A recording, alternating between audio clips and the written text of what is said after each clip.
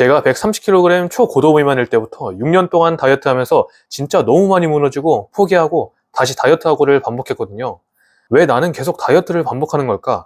그래서 오늘은 데이브 아스프리의 최강의 식사와 신경과 전문의 데이비드 펄머터가 쓴 그레인 브레인과 같은 여러 서적과 자료를 통해 찾은 폭식하고 다이어트하고 반복되는 이 악순환의 원인을 알려드리고 해결 방안까지 말씀드리려 합니다. 의지가 약해서 그렇다, 운동을 안 해서 그렇다 같은 뻔한 소리 아니니까 꼭 끝까지 시청해주세요. 여러분, 다이어트 할 때 이런 경험 해보신 적 있으시죠? 분명 밥을 먹었습니다. 배도 불러요. 그런데 한두 시간 지나면 뭔가 또 먹고 싶습니다. 과자가 당기고 빵이 당기고 저녁에는 배달 음식이 생각나요. 그래서 살을 빼려고 먹는 양을 확 줄입니다. 처음 며칠은 잘 참아요. 그런데 어느 순간 식욕이 폭발해서 다시 먹습니다. 저는 이걸 6년 동안 정말 많이 반복했습니다. 저도 처음에는 제가 그냥 식탐이 많고 의지가 약해서 그런 건 줄 알았어요. 그런데 다이어트를 공부하면서 알게 되는 게 있습니다. 우리가 계속 먹게 되는 걸 단순히 의지적 하나만으로 설명하기는 어렵다는 겁니다. 여기에는 혈당도 있고 인슐린도 있고 렙틴이나 글렐린 같은 식욕을 조절하는 호르몬도 있고 우리가 먹는 음식 자체의 특성도 영향을 줍니다. 오늘은 그 중에서도 인슐린 저항성을 중심으로 얘기해 보려고 합니다. 이걸 이해하고 나니까 저는 왜 제가 계속 먹고 굽고 다시 폭식하는 다이어트를 반복했는지가 조금씩 이해되기 시작했습니다. 먼저 인슐린부터 정말 쉽게 설명해 볼게요. 우리가 밥이나 빵, 면처럼 탄수화물이 들어있는 음식을 먹으면 소화되면서 포도당이 만들어집니다. 그 포도당이 혈액으로 들어오면 혈당이 올라가죠.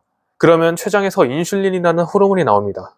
인슐린은 쉽게 말해서 혈액에 에너지 들어왔으니까 이제 필요한 곳에서 사용하고 저장해 신호를 보내는 호르몬입니다. 근육에서는 포도당을 가져다가 에너지로 사용하고 일부는 글리코겐이라는 형태로 저장합니다. 간에도 글리코겐을 저장하고요. 그리고 에너지가 들어와 있는 동안에는 저장돼 있는 지방을 꺼내 쓰는 지방분해도 억제합니다. 여기까지만 들으면 그러면 인슐린이 살찌게 만드는 나쁜 호르몬이네요 라고 생각하실 수도 있는데 그건 아닙니다. 인슐린은 반드시 필요합니다. 문제는 인슐린이 나오는 게 아니라 인슐린이 나왔는데도 우리 몸이 그 말을 잘 듣지 않기 시작하는 겁니다. 이게 바로 인슐린 저항성입니다. 예를 들어 원래 인슐린을 1만큼 보내면 근육이나 간이 바로 반응했다고 해볼게요. 그런데 점점 인슐린에 둔감해지면서 이제 1로는 부족합니다. 2를 보내야 하고 나중에는 3을 보내야 똑같은 일을 할 수 있습니다. 그러면 우리 몸에서는 어떻게 할까요? 혈당은 일정하게 유지해야 하니까 췌장이 인슐린을 더 많이 만들어냅니다. 그래서 인슐린 저항성이 초기에는 있어도 혈당 검사를 했을 때 정상으로 나올 수 있습니다. 췌장이 인슐린을 더 분비해서 어떻게든 혈당을 정상으로 유지하고 있는 거죠. 그런데 이게 계속 악화되고 결국 췌장이 충분히 보상하지 못하게 되면 혈당까지 올라가면서 당뇨병 전 단계나 제2형 당뇨병으로 이어질 수 있습니다. 그러면 여기서 제일 궁금한 게 이거죠. 그래서 이게 살찌는 거랑 무슨 관계인데 여기서부터가 중요합니다. 인슐린 저항성은 특히 복부 비만이나 내장 지방과 굉장히 밀접하게 연결되어 있습니다. 살이 찌고 특히 배 안쪽에 내장 지방이 늘고 활동량이 줄어들수록 인슐린 저항성이 나타날 가능성이 높아집니다. 그러면 몸은 같은 혈당을 처리하기 위해 더 많은 인슐린을 필요하는 상황이 될 수 있습니다. 그런데 저는 여기에서 인슐린이 높으니까 절대로 지방이 안 빠집니다 라고 말씀드리고 싶지는 않습니다. 칼로리 적자가 생기면 인슐린 저항성이 있는 사람도 살은 빠질 수 있습니다. 그런데 문제는 그 상태에서 계속 칼로리만 억지로 줄이는 게 얼마나 오래 가능하냐는 겁니다. 제가 계속 실패했던 이유도 여기에서 찾았습니다. 예전에 제가 뭘 먹었는지 생각해 봤어요.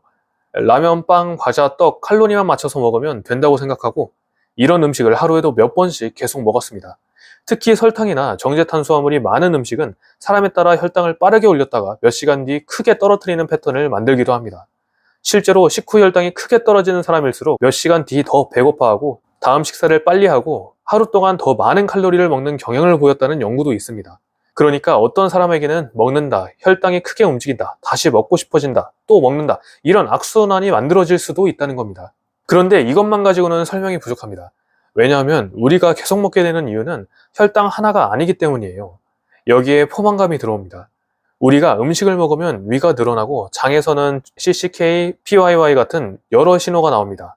쉽게 말하면 뇌에 야 음식 들어왔어, 이제 슬슬 그만 먹어도 돼 라고 알려주는 겁니다. 반대로 그렐린이라는 호르몬은 배고픔과 관련이 있습니다. 그리고 지방세포에서는 렙틴이라는 호르몬도 나옵니다.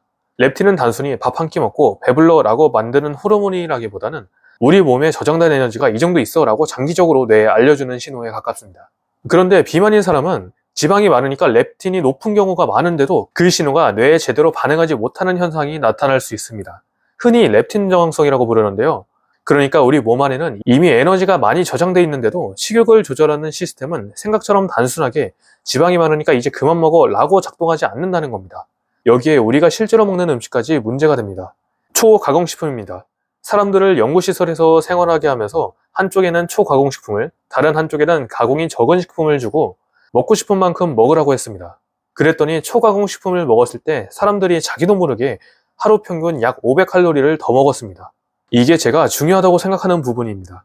저도 130kg가 되면서 매일 아침 일어나 오늘도 살찌게 많이 먹어야지 라고 생각했던 게 아닙니다. 그냥 먹고 싶어서 먹었습니다. 조금 있다 또 먹고 밤에 또 먹고 이게 매일 반복된 겁니다. 그런데 살이 찌니까 이번에는 겁이 납니다. 그래서 어떻게 하냐? 갑자기 굶어요. 저도 항상 그랬습니다. 먹던 양을 확 줄이고 배고파도 참습니다. 처음에는 살이 잘 빠집니다. 그런데 체중을 많이 줄이면 우리 몸에서도 변화가 일어납니다. 몸에 저장된 에너지를 알려주는 렙틴은 떨어지고 배고픔과 관련된 그렐린은 올라갈 수 있습니다. 쉽게 말하면 몸은 지금 저장해둔 에너지가 계속 없어지고 있는데 라고 반응하는 겁니다. 그러면 음식 생각이 점점 많아집니다. 그래도 참습니다. 일주일 참습니다. 한 달 참습니다. 그러다가 어느 날 무너집니다. 한 번 먹기 시작하니까 입 터져서 라면도 먹고 과자도 먹고 끝나버립니다. 그리고 다음날 체중계 올라가 보고 또 후회합니다. 나는 왜 이렇게 의지가 약하지? 그리고 다시 더 강하게 굶습니다. 저는 이걸 6년 동안 반복했습니다.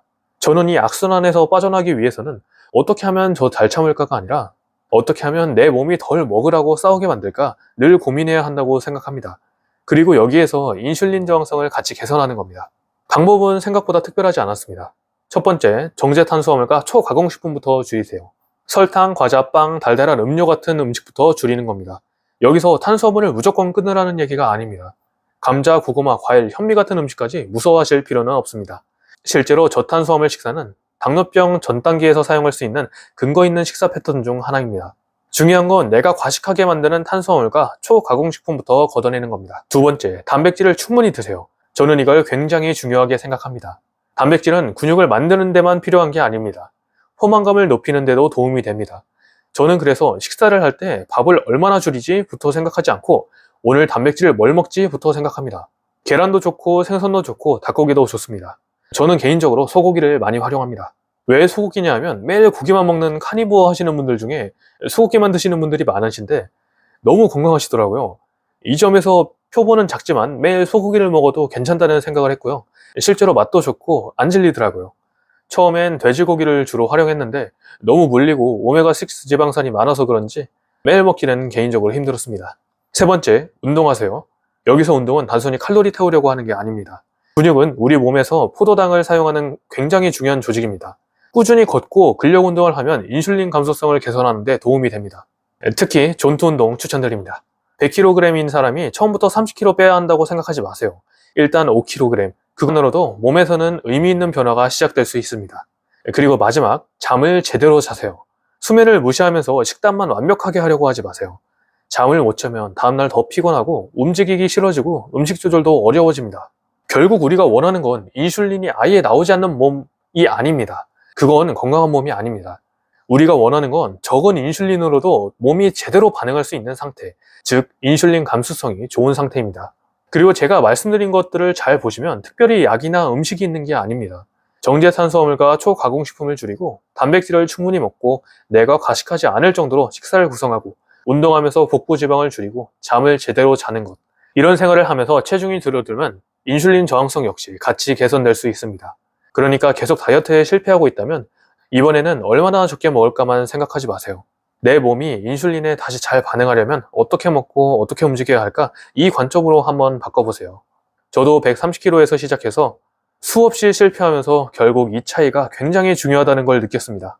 다이어트는 평생 배고픔을 참는 게임이 아닙니다. 덜 배고픈 환경을 만들고 몸이 에너지를 정상적으로 처리할 수 있는 상태로 조금씩 되돌리는 과정. 저는 그게 훨씬 오래 갈 수 있는 다이어트라고 생각합니다. 감사합니다.